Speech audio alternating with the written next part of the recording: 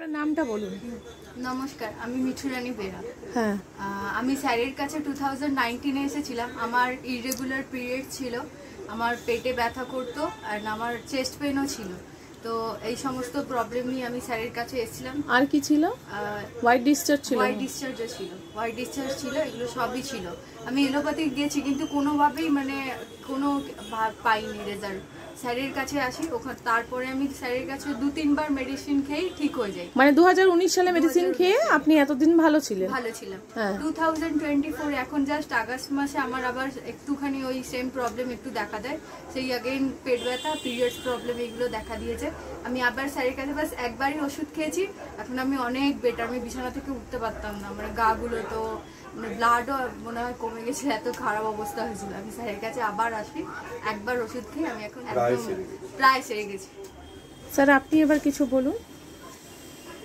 এই কেসগুলো খুব সাধারণ কেস, কিন্তু এই কেসগুলো আমি জানি না যে আমাদের মতো উইদাউট সাইড এফেক্টে, উইদাউট টক্সিসিটি এত ভালো সারানো যায় কিনা আমি জানি না।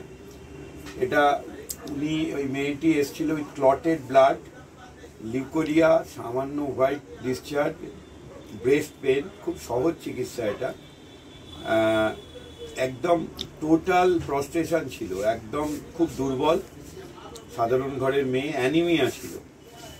2019-এ 2বার মেডিসিন দিয়েছিলাম, আমি টাকাও নিই না বেশি ওনার কাছ থেকে। তা 2019-এর পরে ও 2024 অবধি ভালো ছিল। এই এলো 1 আগস্ট 2024 আবার এই ধরনের কষ্ট নিয়ে।